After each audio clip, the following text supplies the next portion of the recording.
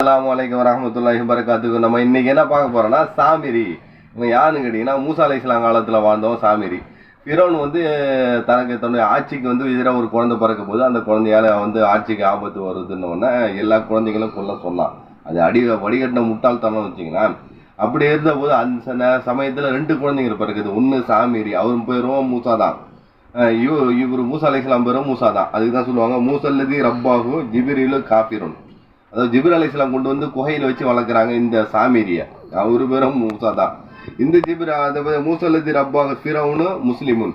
அதாவது முஸ்லிம்களால ஜிப்ரீல் அலைஹிஸ்ஸலாத்தால் வளர்க்கப்பட்ட சாமிரி காஃபிரா மாறினா, ஃபிரௌனால காஃபிரால வளர்க்கப்பட்ட மூசா அலைஹிஸ்ஸலாம் முஸ்லீம் ஆனான்னு சொல்லுவாங்க. அரபுல சொல்லுவாங்கன்னு வச்சுங்களேன். இந்த சாமிரி என்ன செய்யறான்னு கேட்டீங்கன்னா, பனு இஸ்ரவேலை சேர்ந்தவன். இவன் அரண்மனையில ஃபிரௌனுடைய அரண்மனையில ரொட்டி சுடக்கூடிய வாத்துன் என்பவனுடைய சண்டை வருது. அப்படி சண்டை வந்த போது என்ன ஆகுதுன்னு கேட்டீங்கன்னா, இவங்க 2 பேரும் சண்டை போட்டுட்டு இருக்காங்க. அப்போ மூசா அலைஹிஸ்ஸலாம் வராங்க. வந்தபோது இவங்க சண்டை போட்டுட்டு இருந்தோம். உடனே மூசா அலைஹிஸ்ஸலாம் அரண்மனையில வளர்ந்துருக்காங்களா, கூப்பிட்டு இந்த மாதிரி வாங்க அப்படின்னு. ஏன்பா சண்டை போடுறன்னு கேட்டவொடனே அவன் கிப்தி இனத்தை சேர்ந்தவன். கிப்தி யாருன்னு கேட்டீங்கன்னா, அரபியர்கள் எகிப்து நாட்டு கிறிஸ்தவர்களை கிபித்தின்னு சொல்லுவாங்க. இவங்க யாருன்னா நூஹ் அலைஹிஸ்ஸலாத்துடைய வம்சாவளியில கிப்துன்னு ஒரு அரசர் வராரு. அவருடைய வம்சாவளியில வந்தவங்க வச்சுக்கலாம். இவங்க விருத்த சேதனம் செய்திருக்கிறதால கிப்துன்னு அழைக்கப்பட்டாங்க. இவங்க இவர்கள் யாருன்னா அன்னை ஹாஜரா, இஸ்மாயில் அலைஹிஸ்ஸலாத்துடைய உம்மா ஹாஜரா அம்மா கூட அவங்களுடைய அந்த வம்சாவளியில வராங்க. அன்னை மரியத்துல் கிப்தியா, இப்ராஹிம் அலைஹிஸ்ஸலாம் அந்த குழந்தையா பிறந்தாங்களா ஸல்லல்லாஹு அலைஹி வஸல்லத்துக்கு, இப்ராஹிம்னு ஒரு குழந்தை. அவங்களுடைய தாயார் பேரும் மரியா கிப்தியான்னு சொல்லுவாங்க. ஆனால் கிப்திகளோடு நல்ல விதமாக நடந்துக்கிட்டாங்க. ஃபிரௌன் அந்த கிப்தியில தான் வரான்னு வச்சுக்கலாம். இப்போ இந்த கிப்தி என்ன செய்யறான்னு கேட்டிங்கன்னா, சாமிரியோட சண்டை போடும்போது மூசா அலைஹிஸ்ஸலாம் அடிக்க பாயிறான். மூசா அலைஹிஸ்ஸலாம் அடிக்க பாய்ந்தோடனே தடுத்துட்டு வேகமாக ஒரு குத்துறாங்க, மூத்தா போயிடறான். மறானான அதே போன்று அந்த சாமிரி என்ன செய்யறான்னு கேட்டீங்கன்னா, இன்னொரு ஆள்கிட்ட சண்டை போட்டுட்டு இருக்கான். அப்போ உனக்கு இதே தான் வேலையான்னு கேட்க போறாங்க மூசா அலைஹிஸ்ஸலாம். நேற்று ஒருத்தனை கொன்ன மாதிரி என்னைக்கு உள்ள போறியான்னு கேட்டான். இதை பார்த்துட்டாரு அந்த கிப்தியை சேர்ந்தவர்.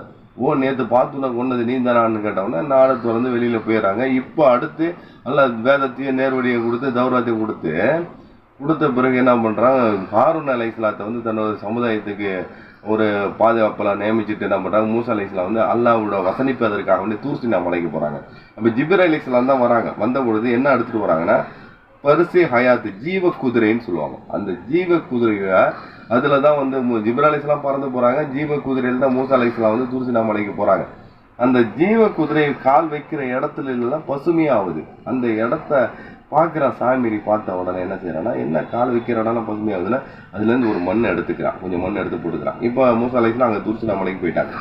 இப்போ என்ன செய்யறான், எல்லா மக்களும் என்ன செய்யறாங்கன்னு கேட்டீங்கன்னா, நகைகளை வச்சிருந்தாங்க பாருங்க. அந்த நகைகளை என்ன பண்றான், இங்க குழியில போடுங்க அப்படின்னு சொல்லணும்னா குழியில போடுறாங்க. அந்த குழியில போடப்பட்ட நகைகளை உருக்கி ஒரு காளை மாட்டை செய்யறான்.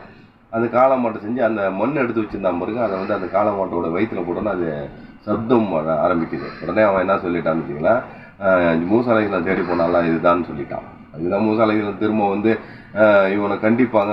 கொல்ல நாடும் போது அல்லாஹ் சொல்லுவான், இவன் இயலாதவங்களுக்கு கேட்கறவங்களுக்கு இறக்க குணம் உள்ளவன் இல்லைன்னு சொல்ல மாட்டான். அவன் கொடுக்குற குணம் உள்ளதாலதான் இவனை கொல்ல வேணாம் அப்படின்னு சொன்னோம்னா லாமிசாஸ் அவனை தண்டிச்சுறாங்க. எப்படி தண்டிக்கிறாங்கன்னா, என்னை தீண்டாத, அவனை யார் தீண்டாலும் அவனுக்கு காய்ச்சல் வந்துடும், அவனுக்கு நோய் வந்துடும், அதனால என்னை தீண்டாதன்னு சொல்லிட்டே மோத்தா போனான்னு வச்சுங்களேன்.